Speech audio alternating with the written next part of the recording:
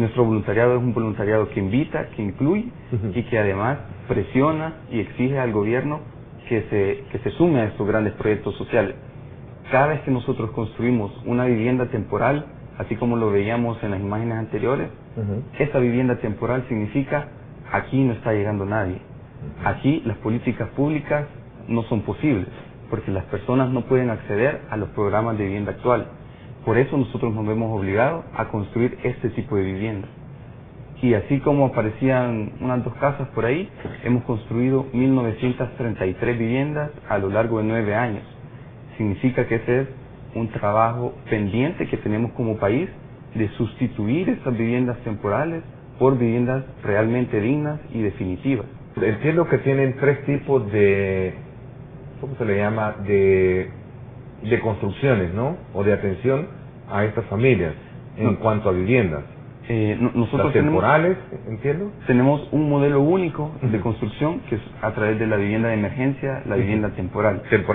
Nuestro modelo de intervención social es de 3 etapas, porque nuestro objetivo no es llenar de viviendas temporales todo El Salvador. Nuestro objetivo es eliminar la exclusión y la pobreza, y para eso nosotros tenemos un modelo de intervención social que inicia con la construcción masiva de viviendas temporales.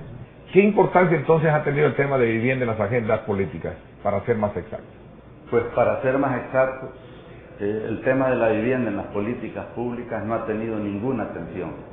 Y eso es lo que los pobladores, después de los terremotos del 2001, se organizan en una asociación en el Departamento de La Paz, y ese movimiento ha ido creciendo. Los asentamientos precarios urbanos ya tienen un movimiento social. Las cooperativas de vivienda por ayuda mutua también tienen un movimiento social. Familias que viven en los mesones, en el centro histórico, de igual manera. Nuestro país no está para que todo lo haga el Estado, o para que todo lo haga la sociedad civil, o para que todo lo hagan los bancos. Creo que hay que unir esfuerzos, y en ese sentido, los bancos tienen también que arriesgar un poco más. Rector, construir viviendas es sinónimo de hablar de generación de empleo. Es un factor multiplicador que genera otros beneficios, como el caso del empleo, que viene siendo un factor también muy deprimente en nuestro medio. Bueno, no solamente un factor de empleo, de desarrollo, realmente la construcción de vivienda es de los campos que fomenta más movimiento económico, ¿verdad? Es decir, hay inversión, hay empleo, y hay un valor sumamente importante, que creo yo que es el de la cohesión social y el de la solución a problemas sociales básicos, ¿verdad? Es decir, en la medida en que la gente se arraiga, que tiene un hogar, que siente que tiene algo propio, la gente se vuelve como más confiada en su propio porvenir. La gente que tiene seguridad en la vivienda manda más fácilmente a sus hijos a las escuelas. Las familias que tienen propiedad de su propia vivienda, es decir, tienden a ser más integradas, tienden a tener más seguridad, más confianza en las instituciones, y eso es básico para el desarrollo de un país. Entonces yo creo que apostarle a la vivienda nos mejora la realidad por todas partes, económica, social, familiar, etcétera, es decir, muy integral. Si no hay un financiamiento estructural que ayude a esta familia y que no tengan subsidios, difícilmente vamos a poder disminuir o abatir el déficit habitacional. Usted en medio lo acotaba en el sentido de que teniendo vivienda se mejora el hogar, y teniendo un hogar se mejoran las condiciones de atención a nuevas generaciones, que desde luego hoy son factor multiplicador negativamente hablando, como lo hemos expresado en varias veces, sobre el tema de lo disuasivo que es la parte del hogar, los jóvenes sin hogar, y que de alguna u otra forma esto se convierte en un factor negativo socialmente hablando. Eso me parece a mí que es evidente, y que si no lo trabajamos ahora, estamos perpetuando las situaciones estas de las que sistemáticamente nos estamos quejando.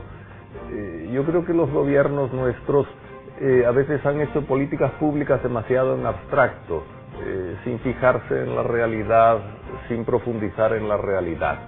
Y han hecho políticas públicas atendiendo especialmente a los sectores que pueden protestar si no se les atiende, ¿verdad? Estamos dando más a quien tiene más. Eso es clarísimo, por ejemplo, en el sistema de salud, es decir, que recibe más el que tiene más. El que está en el seguro social es el que cotiza, tiene normalmente un poco más de dinero y recibe mejor salud que el que no cotiza, ¿verdad? O tiene pensión, ¿quién? El que tiene más, ¿verdad? Entonces, estamos dando más a quien tiene más en nuestras políticas públicas. Y eso es un grave error, ¿verdad? Es decir, las políticas públicas en vivienda, lo mismo, dan más al que tiene más, ¿verdad? Es decir, si tienes a partir de 4 salarios mínimos, te apoyan con financiamiento. Si tienes menos, no te apoyan. Evidentemente, una política pública diseñada para dar más al que tiene más, produce diferencia social de un modo sistemático. Y en la medida en que aumenta la diferencia social, aumentan todas las plagas que puede tener un país. Plagas de falta de cohesión social, plagas de desarraigo, plagas de migración, que algunos incluso la ven positiva porque luego van a mandar remesas, pero no es cierto, porque se va gente creativa, se va gente buena, se va gente trabajadora. La migración puede tener algunos efectos positivos, pero no es un bien para un país, ¿verdad? Y se da la plaga de la violencia, de la que nos estamos quejando todos los días. Es decir, ¿por qué? Es decir, porque nuestras políticas públicas están enfocadas a dar más al que tiene más. Y lo mismo pasa en la vivienda. Entonces, la vivienda es un elemento tan básico, ¿verdad?, para la cohesión familiar, y desde la cohesión familiar para la cohesión social, es decir, que yo creo que debíamos ponerlo como una primera prioridad dentro de las necesidades de buenas políticas públicas. Y en la medida en que nosotros reconozcamos a la vivienda como un derecho y no como una mercancía, creo que le vamos a dar la prioridad que se necesita. Quiero rescatar el ejemplo que se vive en Chile en este momento, que este año 2010 se han comprometido a erradicar los asentamientos marginales. Eso quiere decir que ninguna familia chilena va a vivir en condiciones de vulnerabilidad. Y eso lo ha hecho a través de una alianza público-privada y a través de la sociedad civil. La persona se tiene que volver el centro de todas las actividades del Estado. Y quiero retomar el evento que acaba de ocurrir del rescate de los 33 mineros. Eso detuvo a todo Chile y unió a la nación. La empresa privada estuvo metido de lleno, el presidente Sebastián Piñera estuvo metido de lleno, los pobladores del asentamiento también. Entonces, acá en El Salvador tenemos nuestros propios mineros, y no son 33, son 2 millones de salvadoreños que viven sumergidos en la pobreza, viviendo en condiciones de vulnerabilidad. Y no están soterrados bajo 700 metros de piedra, están soterrados bajo un sistema estructural que los excluye permanentemente. Y al igual como los mineros unieron a todo Chile, así nos tienen que unir las vidas de estos 2 millones de salvadoreños.